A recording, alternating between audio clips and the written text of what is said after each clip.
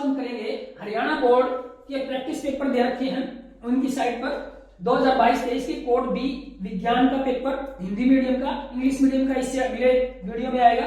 तो क्या है भाई इस क्वेश्चन में, पेपर में पहला क्वेश्चन है कि अगर यदि किसी तांबे के तार की लंबाई को यथावत रखते हुए इसके अनुप्रस्थ काट के क्षेत्रफल को 3 गुना बढ़ा दिया जाए, कम कर दिया जाए, 3 गुना कर दिया जाए, तो उस तार की प्रतिरोधकता क्या होगी। इसको आंसर सही कि हम देते हैं तो क्या आ जाएगा आंसर, 3 गुना घट जाती है, क्योंकि मोटाई बढ़ाने से काट का क्षेत्रफल मतलब होता है मोटाई बढ़ा दी, मोटाई बढ़ा देते हैं तो प्रतिरोधकता घट जाती है।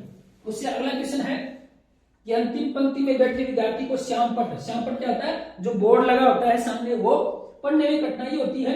यह विद्यार्थी किस दृष्टि रोग से पीड़ित है। मान लीजिए एक विद्यार्थी है और यहाँ बैठा है और यहाँ श्यामपट्ट दूर का नहीं दिखाई दे रहा है तो उसको निकट दृष्टि रोग बोलते हैं। ध्यान रखना, दूर का नहीं दिखाई दे तो निकट दृष्टि, और नजदीक का दिखाई नहीं दे तो उसको दीर्घ दृष्टि रोग बोलते हैं। इस प्रकार आपका यह आंसर हो जाएगा। उसके से अगला क्वेश्चन है, निम्नलिखित में से कौन सा ऊर्जा स्रोत अंततः सौर ऊर्जा से व्युत्पन्न नहीं है। मैं फास्ट करवा रहा हूं ताकि आपको जल्दी से जल्दी छोटी वीडियो में सारे चीज मिल जाए, प्रत्येक क्वेश्चन का अलग से वीडियो बना दूंगा। तो इसमें क्या आ जाएगा आंसर, नाभिकीय ऊर्जा जो है वो सौर ऊर्जा से प्राप्त नहीं होती, बाकी सारी सौर ऊर्जा से प्राप्त होती है। इससे अगला पुनः प्रयोजन का क्या अर्थ है। पुनः प्रयोजन का अर्थ है कि जब कोई वस्तु जिस उपयोग के लिए बनी है, जब उसे उपयोग में नहीं ला जा सकती तो उसे किसी अन्य उपयोगी कार्य के लिए प्रयोग में लाया जाता है, उसे हम पुनः प्रयोजन कहते हैं। जैसे टूटे फूटे चीनी मिट्टी के बर्तनों में पौधे उगाना। मान लो ये चाय का कप है और चाय के कप के ऊपर ये जो थल लगी होती है वो अगर टूट जाए तो अब ये चाय के काम नहीं आएगा, तो इसके अंदर मिट्टी डाल के गमला बनाना, तो इसी को क्या कहते हैं, पुनः प्रयोजन कहते हैं। इससे अगला क्वेश्चन है आपका कि 500 वाट अनुमन का कोई विद्युत रेफ्रिजरेटर 10 घंटे प्रतिदिन सॉरी यहाँ पे क्या लिखना पड़ेगा, प्रतिदिन है, ये प्रतिदिन चलाया जाता है तो 4 रुपए प्रति किलोवाट की दर से इसे 3 दिन, ये भी गलत लिखा हुआ है, ये टाइपिंग में मिस्टेक हो जाती है भाई। 3 दिन तक चलाने के लिए ऊर्जा 30 दिन तक चलाने के लिए ऊर्जा का मूल्य क्या होगा। तो हम देखते हैं इसका फॉर्मूला, पहले तो लिखेंगे जो चीज दे रखी है। वाट का मतलब होता है पावर, शक्ति कितनी दे रखी है भाई, 500 वाट।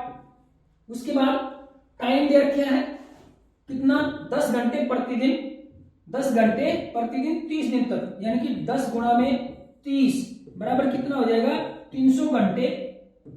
और अगर घंटे में पूछा है तो घंटे रखेंगे और सेकंड में रखा है तो 60 सेकंड बढ़ाएंगे। तो यहाँ पर घंटे में पूछा है, लेकिन ये देखो किलोवाट, यहाँ पर क्या पूछा है, किलोवाट, और ये है वाट, तो पहले इसकी किलोवाट बढ़ाएंगे और किलोवाट बढ़ाने के लिए 1000 से भाग करते हैं, तो ये 1000 से भाग कर देंगे तो ये किलोवाट बन जाएगा।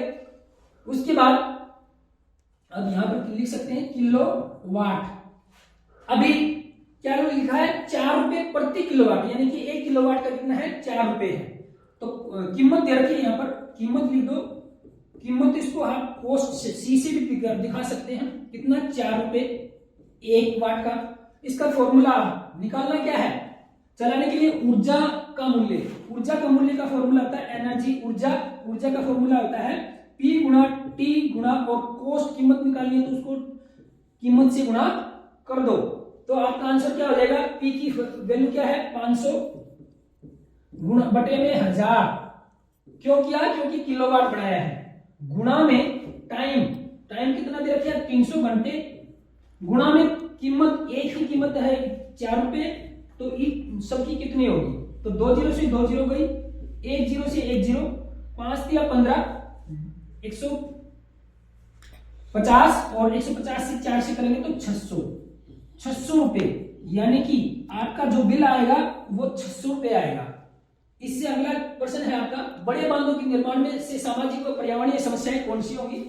भाई बड़े बांध बनाने हैं तो उसकी पर्यावरणीय समस्याएं या सामाजिक समस्याएं आती है। बड़े बांध बनाएंगे तो भूमि का विशाल क्षेत्र जलमग्न हो जाएगा, बांध बनाओगे तो वहां पानी बढ़ जाएगा, बहुत ज्यादा क्षेत्र में पानी इकट्ठा करना पड़ेगा, जिससे बहुत सारे लोग बेघर हो जाएंगे, वहां से लोगों को हटाना पड़ेगा, जिससे समाज को विस्थापित करना पड़ेगा, समस्या आ गई। दूसरा, पर्यावरण पर समस्या क्या आएगी, अगर पानी इकट्ठा करोगे तो पेड़ वगैरह काटने पड़ेंगे तो वनस्पतियां खत्म हो जाएगी। तो इसको पॉज करके आप लिख लेना और ना समझ में आए तो कमेंट बॉक्स में बता देना, बहुत आसान प्रश्न है। उससे अगला है व्याख्या कीजिए कि ग्रह क्यों नहीं टिमटिमाते। ये वेरी वेरी इंपॉर्टेंट है भाई, वेरी वेरी इंपॉर्टेंट है, ग्रह क्यों नहीं टिमटिमाते और तारे क्यों टिमटिमाते हैं। इसकी अलग से वीडियो बनाऊंगा, इसलिए इस पर अभी फास्ट इसको बस आंसर को पढ़ लीजिए और लिख लीजिए, याद कर लीजिएगा। अलग टॉपिक में मैं समझा दूंगा, इसमें थोड़ा सा समझा देता हूं। जैसे ग्रह तारों की तुलना में पृथ्वी के अधिक निकट है। भाई ग्रह जो है, जैसे मान लो ये पृथ्वी है, तारे दूर दूर होते हैं, तारे क्या होते हैं, दूर दूर, लेकिन ग्रह जो होते हैं वो पृथ्वी के नजदीक होते हैं। जैसे शाम को देखा हुआ एक बड़ा सा तारा दिखाई देगा, उसे हम शुक्र ग्रह कहते हैं। तो तारों की तुलना में पृथ्वी के नजदीक ग्रह ज्यादा नजदीक है और इस कारण उन्हें प्रकाश का बड़ा स्रोत माना जाता है। यानी कि यहां से जब प्रकाश आएगा तो ज्यादा जगह से आएगा। यदि किसी ग्रह को बहुत बड़ी संख्या में प्रकाश के बिंदु स्रोत मान ले, मान लो जिस तरह से ये बिंदु है, इसी प्रकार इसके अंदर भी बहुत सारे बिंदु हो सकते हैं, एक साथ प्रकाश का क्या मान सकते हैं, बहुत सारे स्रोत मान सकते हैं। किसी ग्रह को बहुत बड़ी संख्या में प्रकाश के बिंदु स्रोत का संग्रह माना जाता है, जो सभी बिंदु आकार के प्रकाश स्रोतों में प्रकाश में प्रवेश, आंखों में प्रवेश करेंगे। मान लो यह कोई व्यक्ति खड़ा है तो प्रकाश काफी जगह से आ रहा है। प्रकाश की मात्रा में परिवर्तन का औसत मान भी क्या हो जाएगा, शून्य। यानी कि औसत मान लो कई हो सकता है आधा प्रकाश इधर से आ रहा है, आधा प्रकाश इधर से, कुछ देर ये दिखाई देगा, कुछ देर ये दिखाई देगा, तो दोनों का मान क्या हो जाएगा, 0 हो जाएगा। इसलिए टिमटिमाहट का प्रभाव भी समाप्त हो जाता है। इसीलिए जो ग्रह है वो नहीं टिमटिमाते। इसको डिटेल में समझाना पड़ेगा, टाइम बहुत ज्यादा लगेगा, इसलिए अलग वीडियो बनाएंगे इसकी। उसके बाद अगला है विद्युत मोटर का नामांकित चित्र खींचिए। ये भी इंपॉर्टेंट है भाई, वो आए साल आता है, आए सेशन में आता है, वेरी वेरी इंपॉर्टेंट है। क्या है भाई, विद्युत मोटर का नामांकित आरेख खींचिए। नामांकित आरेख यहां लिखेंगे, ये क्या है, ये लिखेंगे तो इसको बोलते हैं अर्धवलय। क्या बोलेंगे, अर्धवलय।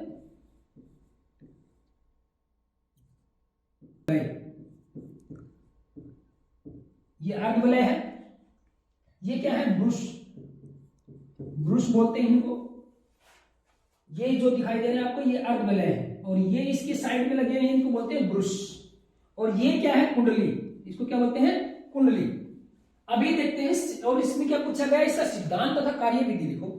सिद्धांत क्या है कि विद्युत मोटर विद्युत धारा के चुंबकीय प्रभाव का उपयोग करती है। यानी कि ये विद्युत मोटर है, इसके अंदर अगर विद्युत डाल दें तो इसमें चुंबक पैदा हो जाएगी, जिसके कारण ये कार्य करती है।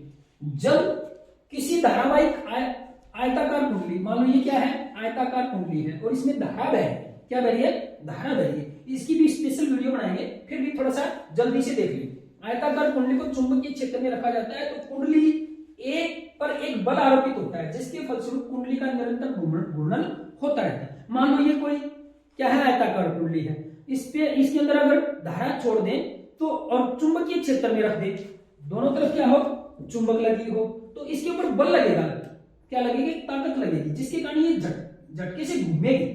अब किस प्रकार घूमती है वो देखते हैं कि विद्युत धारा बैटरी से चलकर, यानी कि जो विद्युत धारा है ये बैटरी है, ये क्या है आपकी बैटरी, यहां से चलके पॉजिटिव से चलती है और नेगेटिव के ऊपर जाती है। तो विद्युत धारा ब्रुश एक्स से होती हुई कुंडली एबीसीडी में प्रवेश करेगी। यानी कि ब्रुश एक्स से होते कुंडली एबीसीडी में प्रवेश करती है तथा चालक ब्रुश वाई, यानी कि ये जो है ब्रुश वाई है, यहां पे क्या लगा हुआ है, ब्रुश वाई से होते हुए बैटरी के दूसरे टर्मिनल पर वापस आ जाती है। कुंडली में विद्युत धारा इसकी भुजा AB में A से B, यानी कि विद्युत धारा जो है A से B इधर धारा चलेगी और C में क्या जाएगी, C से D, यानी कि इधर चलेगी। CD में C से D की ओर प्रवाहित होती है। चुंबकीय क्षेत्र में रखे विद्युत धारावाही चालक पर आरोपित बल की दिशा ज्ञात करने के लिए फ्लेमिंग का वाम हस्त नियम अनुप्रयुक्त करने पर हम यह पाते हैं कि भुजा, यानी कि वाम हस्त क्या होता है, ये फ्लेमिंग का वाम हस्त नियम है। इसके अंदर अनुसार क्या है, ये मध्यिका है, ये क्या है, तर्जनी है और इसको माध्यिका कहते हैं, इसको अंगुष्ठ कहते हैं। ये किस तरफ दिखाएगी, चुंबकीय क्षेत्र को, ये किस तरफ दिखाएगी, धारा को, और ये बल की दिशा। जैसे देखते हैं हम, ये इधर चुंबकीय क्षेत्र है, धारा ऊपर की तरफ जा रही है, अंगूठा क्या होगा, नीचे की तरफ। तो इस तरफ ए बी जो है नीचे की तरफ, देखो ये भुजा नीचे की तरफ दिखाई देती है, नीचे की तरफ और सीढ़ी ऊपर की तरफ जाएगी। तो इस तरह से हम लिख सकते हैं कि चुंबकीय आरोपित बल की दिशा ज्ञात करने के लिए वामहस्त नियम अनुप्रयुक्त करने पर हम पाते हैं कि भुजा AB पर आरोपित बल इसे अधोमुखी मतलब होता है नीचे की तरफ, जबकि भुजा CD पर आरोपित बल इसे ऊपर की तरफ धकेलेगी। अब इस प्रकार किसी अक्ष पर घूर्णन करने के लिए स्वतंत्र कुंडली और धुरी वामावर्त घूमती है। वामावर्त क्या होता है? घड़ी की विपरीत दिशा में। अब देखो घड़ी की दिशा क्या होती है भाई? ये, लेकिन ये घूम किधर रही है? इधर। वाम इसको बोलते हैं वामावर्त। जल्दी जल्दी बोल रहा हूं ताकि वीडियो छोटी बने, इसलिए थोड़ी सी दिक्कत आती है, ध्यान से समझ लेना इसको। अभी कुंडली अभी वामावर्त घूम गई, घूर्णन करते हैं। आधे घूर्णन में Q का संपर्क ब्रुश X से होता है तथा P का संपर्क ब्रुश Y से होता है। अतः कुंडली में विद्युत धारा उत्क्रमित मतलब होता है बदलकर DCB के अनुदिश यानी कि DCBA हो जाएगी, प्रवाहित होती है। विद्युत धारा के उत्क्रमित होने पर दोनों भुजाओं AB तथा CD पर आरोपित बल की दिशा भी बदल जाएगी। भाई धारा बदलेगी तो बल की दिशा भी बदल जाएगी।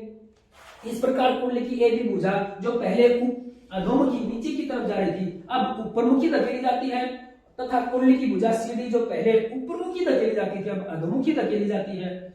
अतः कुंडली तथा धुरी उसी दिशा में अपना आधा घूर्णन पूरा कर लेती है और प्रत्येक आधे घूर्णन के बाद विद्युत धारा के उत्क्रमित होने का क्रम दोहराता रहता है, जिसके फलस्वरूप कुंडली तथा धुरी का निरंतर घूमना होता रहता है। तो इस प्रकार आप इस वीडियो को पॉज करके भी आप इस आंसर को लिख सकते हैं। वेरी वेरी इंपॉर्टेंट है। मैं दोबारा से आपको दिखा देता हूं। यहां पे आएगा भाई धारा, थोड़ा सा गलत प्रिंट है, धारा लिखना है यहां इस जगह। तो भाई ये देखो अभी यहां से ये चित्र बनाना है, इस तरह से लिख लेना, अपनी एनसीईआरटी बुक में भी मिलेगा। और ये सिद्धांत है, पॉज करके लिख लो। उसके बाद कार्य विधि को पॉज करके लिखो। उसके बाद इससे अगली ये पूरा क्वेश्चन है, इसको पॉज करके उतार ले और अच्छे से समझ ले और पढ़ ले और अगले वीडियो में इसको क्लियर कर दे। अगला है भाई 5.0 सेंटीमीटर लंबाई का कोई 30 सेंटीमीटर वक्रता त्रिज्या के किसी उत्तल दर्पण के सामने 20 सेंटीमीटर। अच्छा कोई क्या है? यहां पर बिंब है, सॉरी यहां पे क्या था? कोई बिंब। भाई कोई बिंब है, कितना है? 5 सेंटीमीटर, और बिंब को दिखाते हैं H से। H कितना है? 5.0 सेंटीमीटर। 30 सेंटीमीटर वक्रता त्रिज्या को लिखते हैं भाई R से। R कितना दे रखा है? 30 सेंटीमीटर के किसी उत्तल दर्पण के सामने 20 सेंटीमीटर दूर पर रखा है, और बिंब होता है उसको लिखते हैं U से। U कितना? और U हमेशा कितना रहता है? माइनस 20 सेंटीमीटर, ये ध्यान रखना। दूरी पर रखा गया। प्रतिबिंब की स्थिति का मतलब होता है V1। प्रतिबिंब की स्थिति निकालना है तो क्या है? V। प्रकृति बाद में बताएंगे क्या होता है, कैसे प्रकृति, जैसे आभासी है या सीधा है। अगला साइज, इसका प्रतिबिंब का साइज निकालते भाई H डैश से। तो ये निकालना है, यानी कि V निकालना है, प्रकृति निकालनी है और हाइट निकालनी है प्रतिबिंब। अभी देखते भाई V कैसे निकालें। तो सबसे पहले इसको हमने क्या करना है? दर्पण फॉर्मूला, और दर्पण फॉर्मूला क्या था? 1/f is equal to 1/v और प्लस 1/u। दर्पण फॉर्मूला है, हमें निकालना है v, तो u को इधर ले आओ तो क्या हो जाएगा भाई? 1/f प्लस का हो जाएगा minus 1/u is equal to 1/v। अभी पुट कर दो भाई। अभी f तो हमारे पास नहीं है, तो लेकिन r से यानी कि त्रिज्या से हम f निकाल सकते हैं, फोकल निकाल सकते हैं। फोकल कैसे निकालेंगे? फोकल का फॉर्मूला होता है f is equal to r/2। तो r कितना है भाई? f is equal to r है 30/2 कितना हो जाएगा? 15। अब f प्लस होगा या माइनस, तो हम देखते हैं यहां पर उत्तल है तो प्लस और अवतल है तो माइनस, तो भाई प्लस हो जाएगा। तो 1/15 क्या आ गया हमारे पास? f। ठीक, उसके बाद माइनस 1/u कितना है? -20 20 भाई, और 20 से प्लस कट गया, बराबर क्या बचा? 1/v। अब इसको जोड़ दो। जोड़ने के लिए एलसीएम लिया। एलसीएम कितना आएगा? 60 भाई, 15 चौके 60 प्लस, अच्छा 4 आया, 4 को 1 से गुणा करोगे तो 4 हो जाएगा, 20 दिया 60, यानी कि तीनों 1 से गुणा करोगे कितना आ जाएगा। तो हमारे पास आया भाई 4 और 3 7/60 बराबर 1/v। हमें तो चाहिए था v, लेकिन यह आया है 1/v, और 1/v के लिए क्या करेंगे, इसको उल्टा कर दो। तो उल्टा करोगे, जैसे बराबर की चीज एक उल्टी की है तो दूसरी भी उल्टी हो जाएगी, क्योंकि बराबर है। तो क्या हो जाएगा, v बराबर, इसको उल्टा कर दो 60/7 सेंटीमीटर। तो हमारी v आ गई कितना, 60/, मैं इसको दूसरे कलर से लिख देता हूं ताकि अच्छे से समझ में आ जाए, 60/7 सेंटीमीटर। इसको आप v को लिख सकते हैं, इसको पॉज करके लिख लेना, उतार लेना, मैं इसको मिटा रहा हूं। उसके बाद मान लो, अभी इसको सोल्व वैसे भी कर सकते हो, 60 ऐसे भी लिख सकते हो आप, 60 को 7 से, 7 8 56 का 4, अभी पॉइंट निकाल उतार लो, दूनी 14 7 किया तो भाई 7 की 7 चौक 28, 7 5 35, 7 6 42, 7 5 35, बच गया 5, फिर क्या आएगा 7 6 48, 7 7 49, यानी कि आ जाएगा आपका 8.57 सेंटीमीटर। यानी कि आप ऐसे भी लिख सकते हो, ऐसे भी लिख सकते हो, कोई भी गलत नहीं होगा। ध्यान रखना यूनिट जरूरी है। तो हमारे पास v आ गई। अब निकालना है हाइट।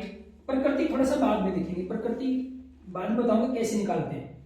हाइट निकालने का फॉर्मूला क्या भाई, हाइट निकालने के लिए फॉर्मूला होता है भाई m =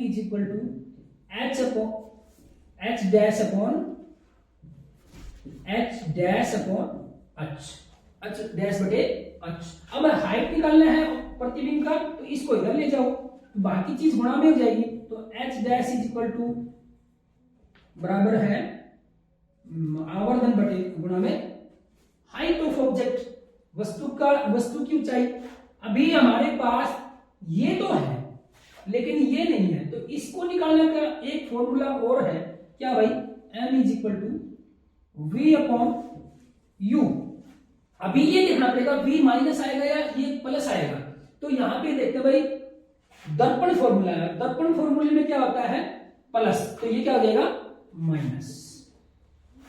अभी ये निकाल सकते हैं भाई, तो m बराबर v कितना है 60/60 बटे में 7 बटे में u कितना है, अच्छा ये माइनस हो जाएगा है ना, यहां क्या हो जाएगा माइनस, और u कितना है -20 -20, माइनस से माइनस प्लस हो जाएगा। इसको ऊपर लेके जाएंगे तो ये उल्टा हो जाता है, नीचे कुछ ना हो तो 1 लिख सकते हैं। तो m = क्या हो जाएगा 60/m बराबर हो जाएगा 60/7 गुणा में 1/20, यानी कि 20 × 20 20 दिया 60। तो m की वैल्यू आ गई भाई 3/7। तो हमारे पास m आ गया, तो m की जगह ये आ गया, m की जगह ये पुट कर दो। तो h डैश = बराबर है 3/7 और गुणा में ऊंचाई कितनी है 5 गुणा में 5। तो आपका ये आ गया हाइट h डैश बराबर 5 दिया 15/7 सेंटीमीटर। तो यहां पर आपके आ गया 15/7 सेंटीमीटर। अच्छा एक बात और ध्यान रखना, अगर m की वैल्यू प्लस आ जाए तो वो क्या होती है प्रकृति उसकी सीधी और आभासी, तो ये पता चल गया।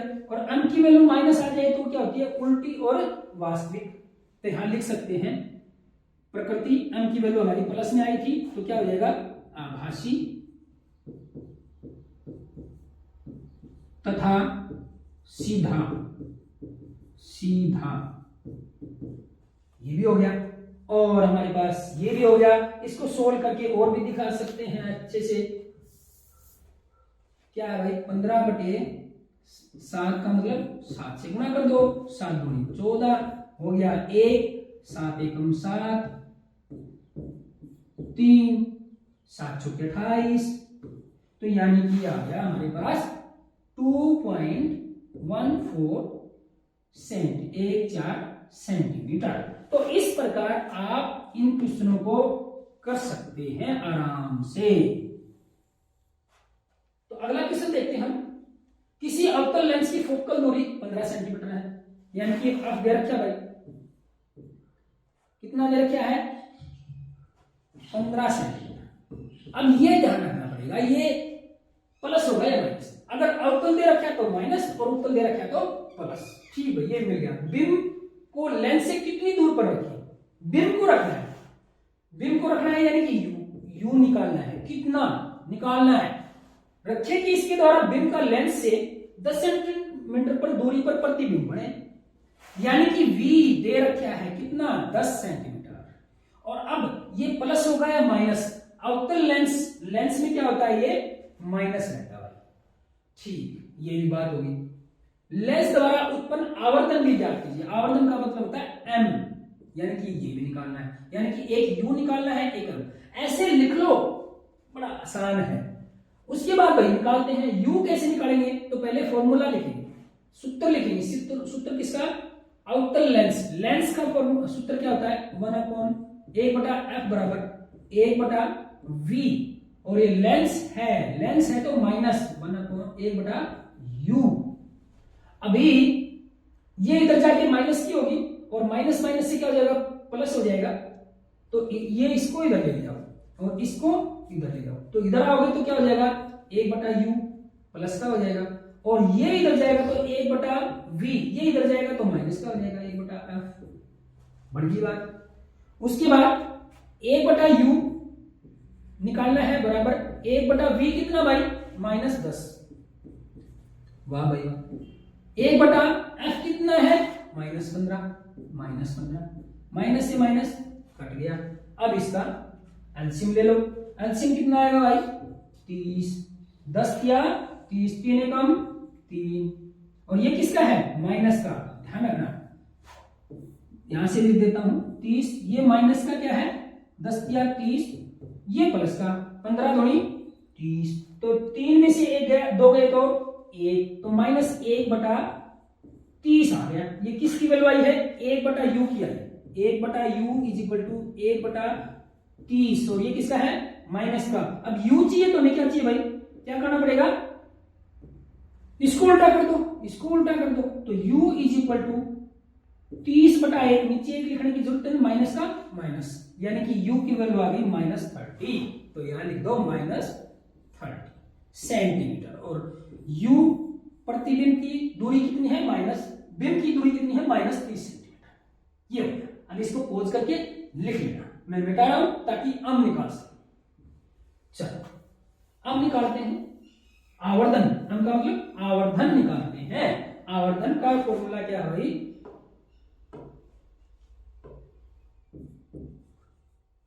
n इज इक्वल टू बराबर है h' या m बराबर v/u। अब ये देखना लेंस है तो क्या आएगा यहां पर प्लस, और दर्पण है तो माइनस। ठीक भाई, तो यहां m बराबर कितना हो जाएगा, v कितना भाई -10 बटे में u कितना है -30।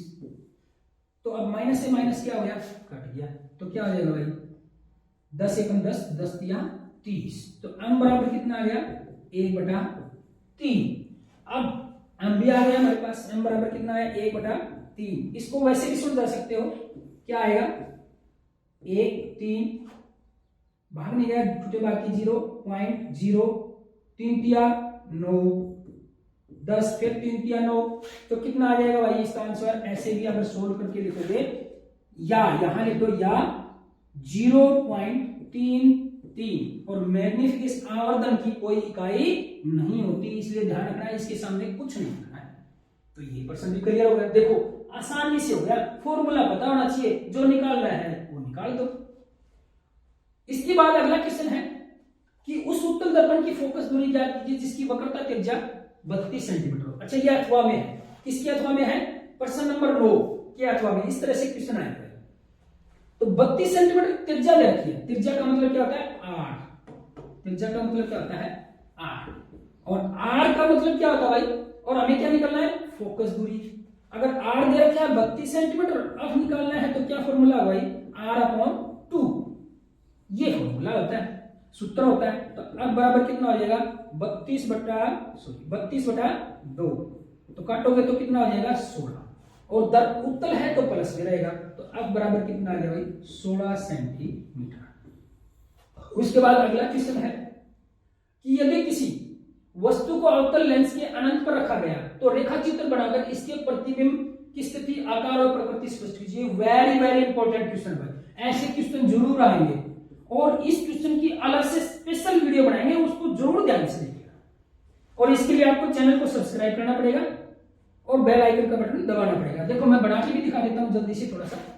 क्या है, ये अवतल लेंस है। अवतल लेंस कैसे बनाते हैं, ऐसे, ये क्या है अवतल लेंस, और इसके बीच को बोलते हैं प्रकाशिक केंद्र, ओ लिखते हैं इसको। और यहां पर ये है, बीच में एक लाइन जाती है और यहां पर दूरी होती है, इसको बोलते हैं एफ, और इसको बोलते हैं 2f, इसको बोलते हैं f2, और इसको बोलते हैं 2f।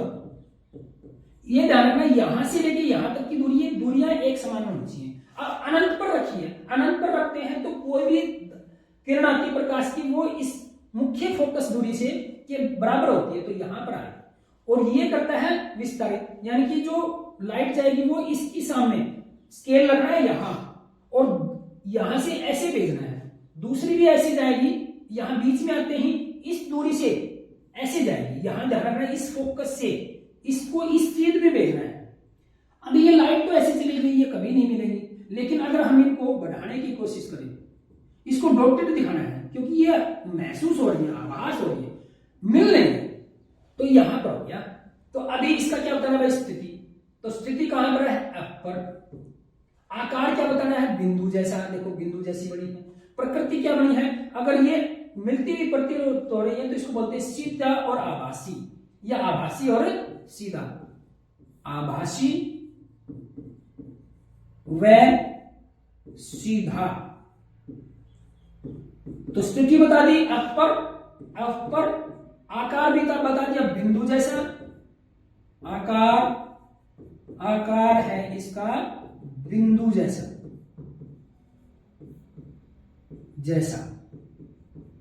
और भाई स्थिति प्रकृति क्या है, आभासी और सीधी, इस प्रकार बन गया। आप इसको इसमें भी देख सकते हैं। उसके बाद अगला क्वेश्चन है आपका कि लोह चूर्ण पर तनु हाइड्रोक्लोरिक अम्ल डालने पर क्या होता है, तो क्या होता है भाई, हाइड्रोजन गैस व आयरन क्लोराइड बनता है। अगर लोहे का चूर्ण पर क्या डाल दे भाई, हाइड्रोक्लोरिक अम्ल, देखो ऐसे आयरन प्लस HCl, तो क्या बन जाएगा iron chloride FeCl2 plus hydrogen gas निकलेगी। उसके बाद अगला क्वेश्चन है कि जल की अनुपस्थिति में अम्ल का व्यवहार अम्लीय क्यों नहीं होता, क्यों नहीं होता भाई, देखते हैं। क्योंकि जल की अनुपस्थिति में अम्लों में H प्लस आयन पृथक का मतलब होता है अलग नहीं हो पाते, इसलिए अम्ल का व्यवहार अम्लीय नहीं होता। जैसे देखो हाइड्रोजन क्लोराइड है या हाइड्रोक्लोरिक अम्ल है, अब यहां पर क्या है, हाइड्रोजन पर प्लस है और क्लोरीन पर माइनस है। जब तक इसको जल नहीं मिलेगा या हाइड्रोजन अलग नहीं होगा और क्लोरीन अलग नहीं होगा, तो सीधी सी बात है क्लोरीन पे माइनस, यानी कि H प्लस आयन तभी अलग होंगे, उसको जल मिलेगा। और किसी भी चीज की प्रकृति देखनी है तो उसका कुछ ना कुछ प्रयोग करना पड़ेगा, तो जल के बिना हाइड्रोजन प्लस आयन उत्पन्न नहीं होते, इसीलिए अगर जल नहीं मिलेगा तो वो अम्लीय प्रकृति नहीं दिखाएंगे। तो इस प्रकार पोज करके आप इन दोनों को, इनमें से एक, या तो ये या ये, दोनों किस आंसर में उत्तर में से कोई एक करना है, पोज करके देखिएगा। उसके बाद है दो तत्वों के नाम बताओ जिनके बाहरी कोश में 2 इलेक्ट्रॉन उपस्थित है, तो एक है बेरिलियम और एक है कैल्शियम। उसके बाद अगला क्वेश्चन है संतुलित रासायनिक समीकरण क्या होती है, रासायनिक समीकरण को संतुलित करना क्यों जरूरी है। तो संतुलित रासायनिक समीकरण क्या होता है, यदि किसी रासायनिक अभिक्रिया में अभिकारक पक्ष, अच्छा देखो जैसे H हाइड्रोजन प्लस ऑक्सीजन, तो क्या बनेगा, जल बनेगा H2O। अभी ये जो है इनको बोलते हैं अभिकारक और इनको बोलते हैं उत्पाद। यानी कि अभिकारक पक्ष और उत्पाद पक्ष पर प्रत्येक तत्वों के परमाणुओं की संख्या बराबर हो। बराबर का मतलब देखते हैं भाई, जैसे यहां पर देखते हैं हाइड्रोजन 2, ये 2, ठीक है। ऑक्सीजन कितने हैं? 2, ये 1 है, तो यहाँ ऑक्सीजन भी बराबर होना चाहिए, तो इसको यहां लिखेंगे ऐसे, तो अब ये बराबर हो गया। लेकिन देखो हाइड्रोजन 4 हो गए, यहाँ पर 2 है तो यहाँ 2, इसको बोलते हैं संतुलित करना। तो इसीलिए हमें संतुलित करना जरूरी है। तो अगला इसमें अगला क्या है? संतुलित करना। आप जरूरी क्यों है? ये तो संतुलित करना हो गया, जरूरी क्यों है देखते हैं। रासायनिक अभिक्रिया समीकरण संतुलित होने चाहिए, क्योंकि द्रव्यमान संरक्षण का नियम 9th क्लास में आया था। द्रव्यमान संरक्षण का नियम है कि अभिक्रिया में न तो द्रव्यमान का निर्माण किया जा सकता, द्रव्यमान न तो बढ़ाया जा सकता और न ही नष्ट किया जा सकता। इसका अर्थ है कि अभिक्रिया के दोनों पक्षों का द्रव्यमान बराबर होना चाहिए, तभी यह संभव है जब दोनों पक्षों में प्रत्येक तत्व के परमाणुओं की संख्या बराबर हो। अगर परमाणु बराबर रहेंगे तो द्रव्यमान भी बराबर रहेगा। तो इस प्रकार ये क्वेश्चन हो गया आपका। अगला है उदासीनीकरण अभिक्रिया क्या है? एक उदाहरण दीजिए। ये भी इंपॉर्टेंट क्वेश्चन है भाई, इंपॉर्टेंट क्वेश्चन है, महत्वपूर्ण क्वेश्चन है। क्या है कि जब अम्ल और क्षार, अम्ल मतलब क्या है? HCl, ये क्या है? अम्ल, और कोई क्षार यानी कि सोडियम हाइड्रोक्साइड NaOH की अभिक्रिया करता है और लवण बना देता है। क्या बना देता है? लवण। लवण का मतलब NaCl, सोडियम क्लोराइड, और जल साथ में क्या बनाएगा? जल H2O, जल बनाता है, तो उदासीनीकरण अभिक्रिया कहलाती है। तो इस प्रकार ये भी क्वेश्चन हो गया था। अगला क्वेश्चन है कि तत्वों की इलेक्ट्रॉनिक विन्यास का आधुनिक आवर्त सारणी में तत्वों की स्थिति से क्या संबंध है? स्थिति यानी कि वह तत्व आवर्त सारणी में कहां होगा, ये हम इलेक्ट्रॉनिक विन्यास के द्वारा भी पता कर सकते हैं। इलेक्ट्रॉनिक विन्यास पता होगा आपको, 2, 8, 8, 18, 18, 32, 32, इसके बारे में हम अलग से बता देंगे आपको। फिर भी देख लेते हैं यहाँ पर क्या लिखा है कि आधुनिक आवर्त सारणी में समान इलेक्ट्रॉनिक विन्यास वाले परमाणुओं को एक ही कॉलम या समूह, यहाँ कॉलम की जगह क्या लिख सकते हो? समूह भी लिख सकते हो। एक ही समूह में मिलेंगे। जैसे देखो भाई, हाइड्रोजन है, लिथियम है, सोडियम है, इनके लास्ट में एक इलेक्ट्रॉन आया, देख लेना। जैसे हाइड्रोजन 1, 3, 11, एक की तो एक है, लिथियम का क्या है? 2, 1, सोडियम का क्या है? 11, 2, 8, 1। देखो लास्ट में कितने हैं? एक इलेक्ट्रॉन है, तो इनको एक ही समूह में रखा गया है। इससे हमें पता चल सकता है कि आधुनिक आवर्त सारणी में इलेक्ट्रॉनिक विन्यास के आधार पर पता लगाएंगे कि वो कहां है। कि एक समूह से संयोजक इलेक्ट्रॉनों की संख्या समान रहती है, संयोजक इलेक्ट्रॉन भी उतने ही रहेंगे, देखा भी एक ही है। किसी आवर्त सारणी में तब तो संयोजी इलेक्ट्रॉनों की संख्या में वृद्धि होती है। अच्छा, आवर्त का मतलब होता है इस तरह से लिखा, और समूह होता है खड़ी। तो आवर्त में जाएंगे तो इलेक्ट्रॉनों की संख्या में बढ़ोतरी होगी। जैसे देखो हाइड्रोजन और क्या है? हीलियम, तो यहाँ एक इलेक्ट्रॉन है, यहाँ कितने हैं? 2। तो इस प्रकार ये भी उत्तर हो गया आपका। अगला क्या है कि लोहे को जंग से बचाने के 2 तरीके आसान से, या तो ये सब लेपन कर दो। ये सब लेपन क्या होता है? कोई भी धातु की परत है, उसके ऊपर क्या चढ़ा दो? जिंक की परत चढ़ा दो। लोहे के ऊपर क्या चढ़ा दो?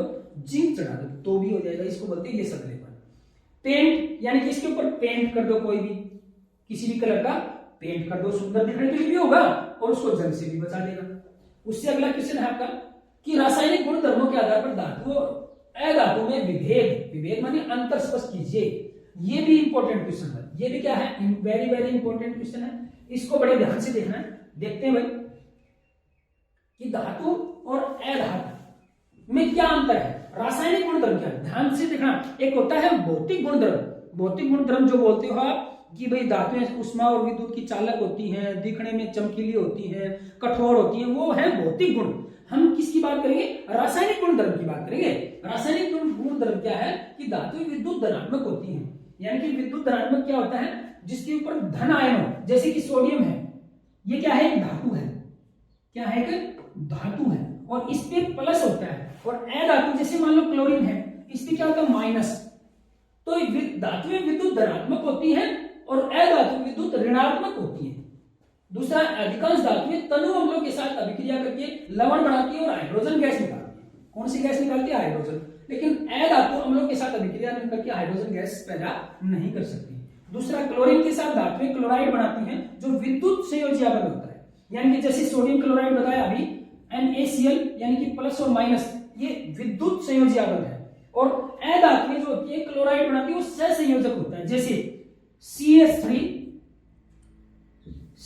CH3Cl यानी कि क्लोरोमीथेन, और इसको बोलते हैं सहसंयोजी अम्ल। यहाँ पे प्लस माइनस का कोई चक्कर नहीं है। अगला है धातुएं क्षारीय ऑक्साइड बनाती है, यानी कि NaOH, या जैसे कैल्शियम कार्बोनेट है, सोडियम ऑक्साइड है Na2O, ये क्या होते हैं? क्षारीय होते हैं। लेकिन अधातुएं अम्लीय उदासीन ऑक्साइड बनाती हैं, अम्लीय या उदासीन, जैसे कि देखा H2CO3 sodium bicarbonate, sodium carbonate या कार्बोनिक अम्ल।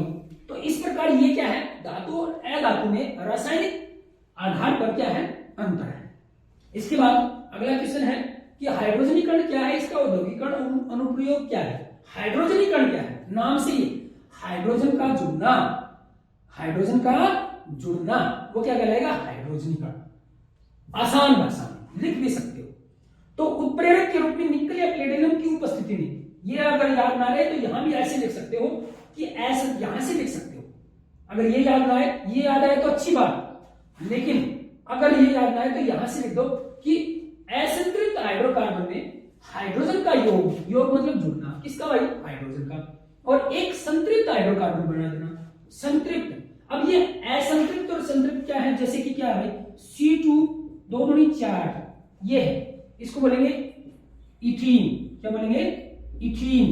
देखो एक तो जो सुना हुआ इथेन, इथेन क्या होता है, C2H6, इसको बोलते हैं इथेन, और ये है इथीन। और इथीन क्या होता है, एक असंतृप्त होता है। असंतृप्त मतलब क्या होता है भाई, कार्बन और कार्बन के बीच में द्विआबंध मिलेगा, द्वि, और एक कलाबंध होगा, उसको बोलते हैं संतृप्त। अब यहां पर हाइड्रोजन कितने हैं, 4, 1 2 3 और 4। अब इसको हम एक बॉन्ड को हटाकर हाइड्रोजन जोड़ सकते हैं, यानी कार्बन और कार्बन एक कलाबंध बना दिया, और यहां क्या जोड़ सकते हैं, इधर 2 हाइड्रोजन थे, 3 हो गए, इधर भी 2 थे तो कितने हो गए, 3 हो गए। तो इस प्रकार ये देखो यहाँ एक कलाबंध है, तो एक कलाबंध को क्या बोलते हैं, संतृप्त बोलते हैं। तो ये हो गया हाइड्रोजन जोड़ दिया, देखो 2 हाइड्रोजन जुड़ गए, तो इसी को बोलते हैं हाइड्रोजनीकरण। अब इसका उपयोग कहां होता है, इसका वनस्पति तेलों में, वनस्पति घी बनाने में। भाई कोई तेल है, मूंगफली का तेल है, और उसको घी बनाना है, तो उसके अंदर हाइड्रोजन डाल देते हैं, हाइड्रोजन डालते ही वो तेल घी में बदल जाएगा। तो इस प्रकार ये भी उत्तर हो गया, शाबाश। और आगे करते हैं, अगला क्या है भाई, निम्न यौगिकों का नामकरण लिखिए। ये भी इंपॉर्टेंट क्वेश्चन है, इस पर भी एक वीडियो बनाएंगे। देखो पहले क्या है, यहां पर CH3Cl, सबसे पहले हमें देखना है कार्बन। कार्बन कितने हैं, 1, और एक कार्बन बोलते हैं तो उसको बोलते हैं मीथ, और मीथेन वाला फॉर्मूला है, तो मीथेन, और क्या जुड़ा भाई, क्लोरीन, और क्लोरीन जोड़ते हैं तो यहां लिखते हैं क्लोरोमीथेन। तो नाम क्या हो गया इसका, क्लोरोमीथेन। उसके बाद अगला है CH3COOH। यहां कार्बन देखते हैं, 1 और 2, तो टोटल गिनना है। टोटल होता है तो उसको क्या बोलते हैं, 2 कार्बन होते हैं उसको बोलते हैं इथेन, इथेन। अब समूह कौन सा लगा है, COOH, कार्बोक्सिलिक समूह, इसको बोलते हैं भाई ओइक अम्ल। अगर ये जुड़ जाए तो लिखते हैं ओइक अम्ल, ओइक अम्ल। अब ओइक अम्ल लगाने के लिए यहां ओ की मात्रा लगा दी, ई कैप अम्ल। अब इसका नाम क्या होगा भाई, इथेनोइक अम्ल। बहुत आसान। उसके बाद अगला है साबुनीकरण अभिक्रिया क्या है, ये भी इंपॉर्टेंट क्वेश्चन है, उदाहरण दीजिए। देखो भाई, जब एस्टर, एस्टर क्या होता है, CH3COO2H5, इसको बोलते हैं एस्टर। एस्टर के साथ क्षार, क्षार का मतलब कोई अक्षार है, सोडियम हाइड्रोक्साइड, क्षार के साथ उपचारित किया जाता है, तो यह अभिक्रिया इथेनॉल और सोडियम इथेनोएट, इसको बोलते हैं सोडियम इथेनोएट। CH3 अगर आप दिखाई नहीं दे रहा है तो CH3COONA, सोडियम इथेनोएट या सोडियम का लवण, और साथ में निकलता है इथेनॉल, C2H5OH, इसको अल्कोहल भी बोलते हैं, अगर कहीं लिखा हो तो अल्कोहल। तो इथेनॉइड देती है, इस अभिक्रिया को साबुनीकरण अभिक्रिया कहते हैं, क्योंकि यह अभिक्रिया साबुन बनाने में काम आती है। ऐसे ही क्या बनाते हैं, साबुन बनाते हैं, बनाने का आधार बनती है, इसीलिए इसे साबुनीकरण अभिक्रिया कहते हैं। यह निम्नलिखित समीकरण से दर्शाया गया है। समीकरण में मिल गया होगा आपको, आप देख सकते हैं इस समीकरण को, बढ़िया करके भी देख सकते हैं। क्या है? CH3COO C2H5 NaOH CH3COO NaC2H5OH। तो इस प्रकार ये भी आप इसको पोज करके देख लें और उतार लें, बहुत इंपॉर्टेंट क्वेश्चन है। उसके बाद अगला क्वेश्चन है भाई, निम्नलिखित में से कौन ओजोन परत को नुकसान, क्षति का मतलब होता है नुकसान पहुंचाना। क्या होता है? नुकसान पहुंचाना। कौन सी गैस पहुंचाती है भाई? क्लोरोफ्लोरोकार्बन। CFC को क्या बोलते हैं? क्लोरोफ्लोरोकार्बन।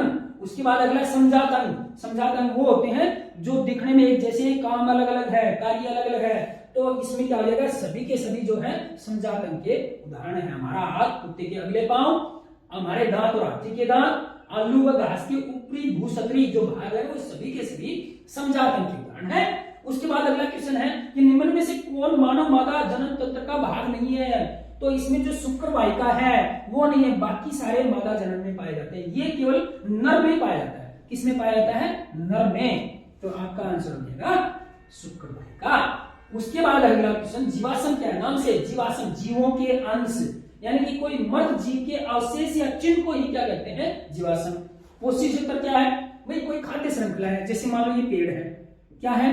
पेड़ है या पौधा है। पौधे को कौन खाएगा? हिरण। और हिरण को कौन खाएगा भाई? शेर। अब ये क्या, इसको बोलते हैं खाद्य श्रृंखला। भोजन या ऊर्जा का स्थानांतरण विभिन्न स्तरों, यानी कि यहां से भोजन से हमें क्या मिलती है? ऊर्जा। और ये क्या हो रहा है? स्थानांतरण हो रहा है। विभिन्न स्तरों पर होता है। भोजन या ऊर्जा दोनों में से कोई एक ही बात होती है, उसे क्या कहते हैं? हम पोषी स्तर कहते हैं।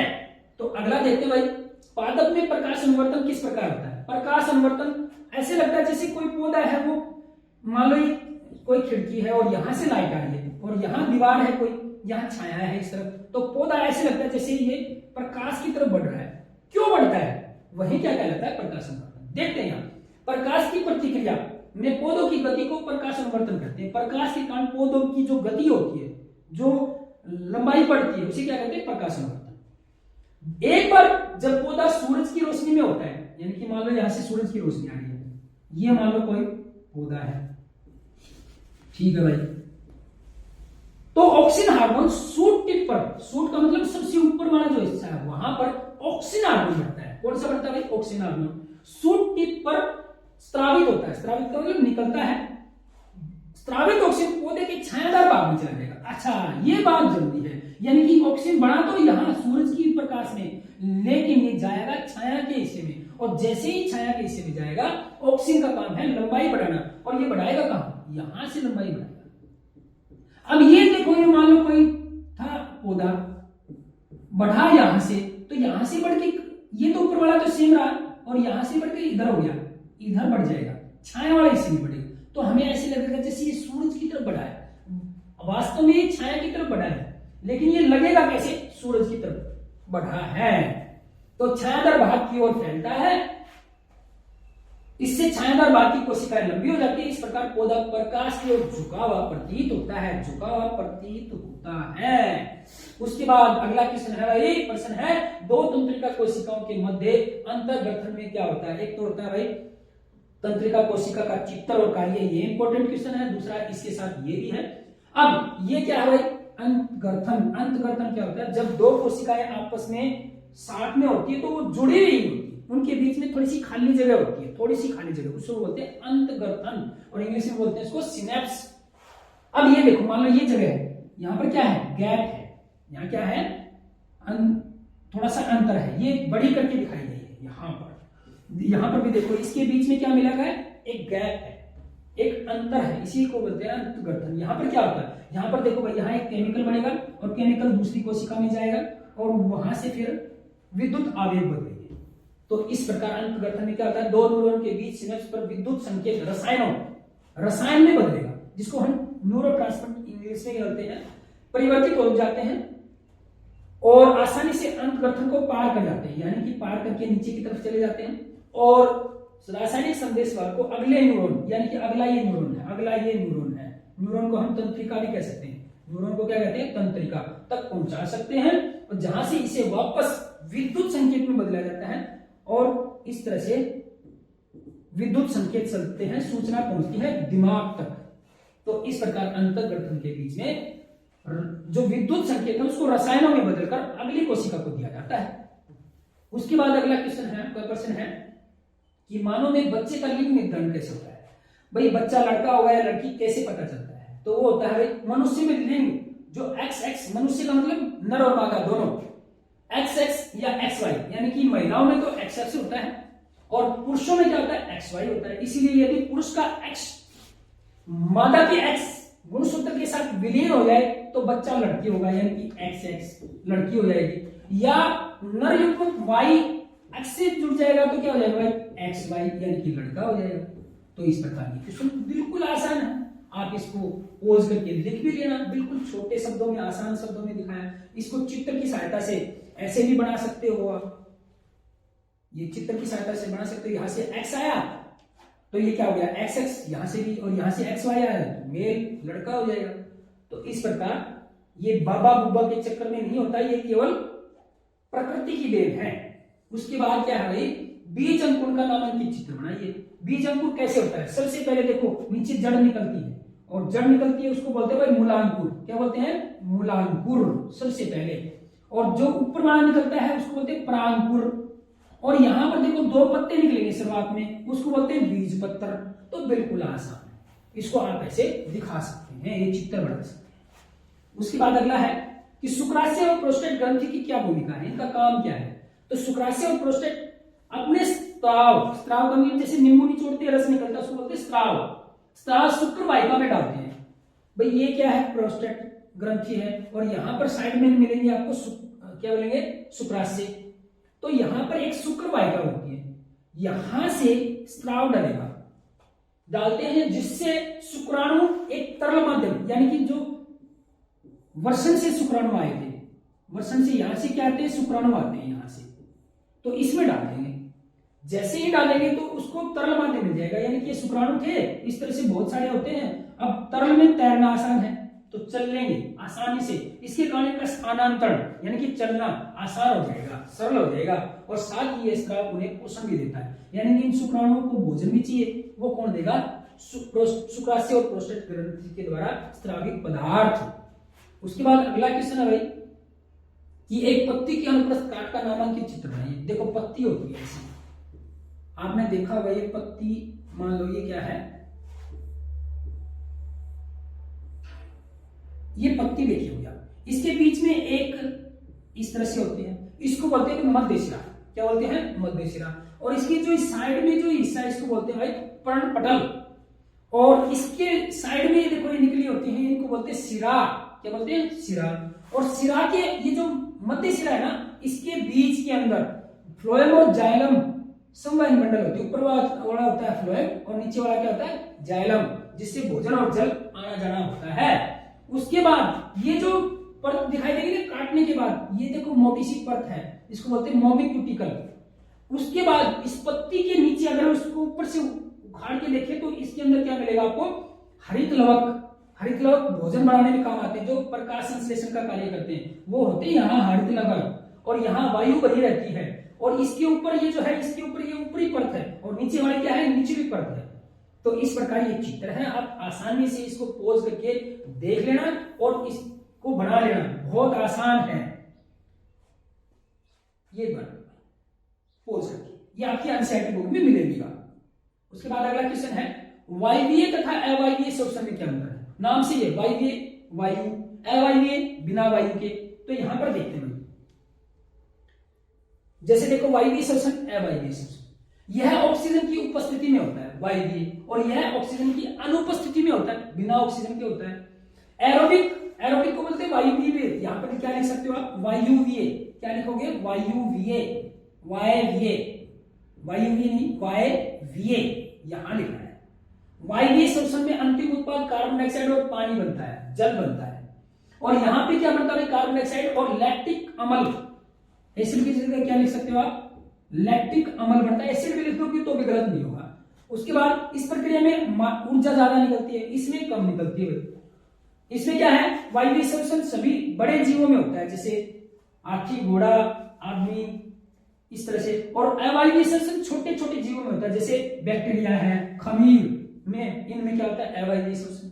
उसके बाद अगला क्वेश्चन है, लास्ट क्वेश्चन है इसके अथवा में आता है। ये क्या है भाई, 27 का प्रश्न था, इसका ए भाग का तो ये था और बी भाग का ये, और 6 नंबर में ये वेरी वेरी इंपॉर्टेंट क्वेश्चन है।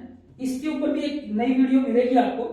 क्या है भाई, मानव हृदय की संरचना और कार्य प्रणाली बताओ। मानव का चित्र कैसा है, कैसी उसकी बनावट है और काम कैसे करता है, देखते हैं।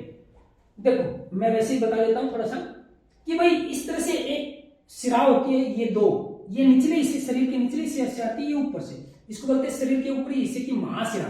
क्या बोलेंगे इसको, महाशिरा। और इसको भी महाशिरा है, लेकिन ये नीचे से आएगी, ये ऊपर से आएगी। और जो रक्त है, अशुद्ध रक्त जिसमें कार्बन डाइऑक्साइड ज्यादा है, ऑक्सीजन कम है, वह इनके द्वारा दाएं आलिंद में आएगी। किसमें आएगी, दाएं आलिंद में। ठीक भाई, दाएं आलिंद में आ गया यहां। अब दाएं आलिंद जैसे ही सिकुड़ेगा तो यहां वाल लगेगी। अब वाल का तो पता है कि हवा जैसे बढ़ते हैं तो जा सकती है, वापिस नहीं आती। तो यहां से जो रक्त है वो है दाएं नीले में आ गया। ठीक, नीले में आ गया। और यहां नीले से है ना, ये रक्त फुफ्फुसीय धमनियों के द्वारा, किसके द्वारा, फुफ्फुसीय धमनियों के द्वारा, फुफ्फुस का मतलब होता है फेफड़े, फेफड़ों में चला जाएगा। वहां से कार्बन डाइऑक्साइड था इसलिए वो छोड़ देगा, और ऑक्सीजन हवा से आई वो ले लेगा, और लेकर फुफ्फुसीय सिरा है कि फेफड़ों की सिरा से वापस आएगा, और किस में आ जाएगा, बाएं आलिंद में आ जाएगा। यहां से बाएं आलिंद से ये जाएगा बाएं नीले में, और बाएं नीले से यह महाधमनी के द्वारा पूरे शरीर में चला जाएगा। इस तरह से रक्त आता और जाता रहता है, कार्बन डाइऑक्साइड बाहर निकालता रहता है, ऑक्सीजन लेके चला जाता है। इस प्रकार यह हृदय आपका काम करता है। बहुत अच्छी मशीन है हमारे शरीर में, जो कि दिन रात काम करती रहती है। चलो, इसकी कार्यविधि में मैं लिख के दी है, आप पॉज करके उसको जरूर लिख लें। क्या है, मानव हृदय का कार्य, हृदय शरीर का पंप करने वाला है। पंप जैसे पानी मोटर की होती है, वो पंप करके पानी को ऊपर भेजती है। तो हृदय शरीर का पंप करने वाला अंग है, जो शरीर में रक्त को संचार करता है, संचार मतलब भेजता है। दायां आलिंद शरीर के सभी हिस्सों से विऑक्सीजनित, कौन सा भाई, विऑक्सीजनित मतलब जिसमें ऑक्सीजन ना हो। रक्त मतलब रुधिर या रक्त, दोनों में से कोई एक लिख दो, प्राप्त करता है। कौन करता भाई, दायां आलिंद। कहां से, महाशिरा, यहां लिख सकते हो, महाशिराओं से, महाशिराओं से किससे प्राप्त करता भाई, महाशिराओं से प्राप्त करता है। ठीक भाई, करता है। उसके बाद जब दायां आलिंद सिकुड़ता है ना, तो रक्त दाएं नीले में चला जाएगा। किसके द्वारा, वाल्व के द्वारा, माध्यम से प्रवेश कर जाएगा। जब दायां आलिंद सिकुड़ता है, तब रक्त फुफ्फुसीय धमनियों के द्वारा पंप कर दिया जाता है, भेज दिया जाता है। कहां, फुफ्फुस में या फेफड़ों में भेज दिया जाता है। उसके बाद ऑक्सीजन युक्त होकर, यानी कि वहां से ऑक्सीजन लेकर, कार्बन डाइऑक्साइड छोड़कर ऑक्सीजन युक्त रक्त फुफ्फुस से फुफ्फुसीय सिराओं के माध्यम से हृदय में बाएं आलिंद में आ जाएगा। और बाएं आलिंद से जब सिकुड़ता है तो रक्त बाएं नीले में चला जाएगा वाल्व के द्वारा। और बाएं नीले जब सिकुड़ता है, संकुचन करता है, संकुचन मतलब सिकुड़ता है, तो रक्त महाधमनी से पंप करके कर दिया जाता है, और महाधमनी शरीर के सभी अंगों को रक्त परिवहन कर देती है, भेज देती है। तो इस प्रकार ये देखा आपने। तो इसी प्रकार की और जितनी भी इंपॉर्टेंट पीछे के पेपर हैं या इससे संबंधित जितने भी क्वेश्चन हैं, उसकी अलग से वीडियो आएगी। तो इस चैनल को सब्सक्राइब कर ले और बेल आइकन का बटन जरूर दबा ले, जिससे आपको पता चले कि वीडियो आ चुकी है। और पेपर में अच्छे से अच्छे नंबर गारंटी देता हूं, 99% नंबर आएंगे आपको, 99% से भी ऊपर नंबर आ सकते हैं अगर अच्छे से किया तो। और शेयर कर दें ताकि सभी बच्चों को ये मिल जाए। तो थैंक यू वेरी मच। अगली वीडियो में फिर उपस्थित होंगे।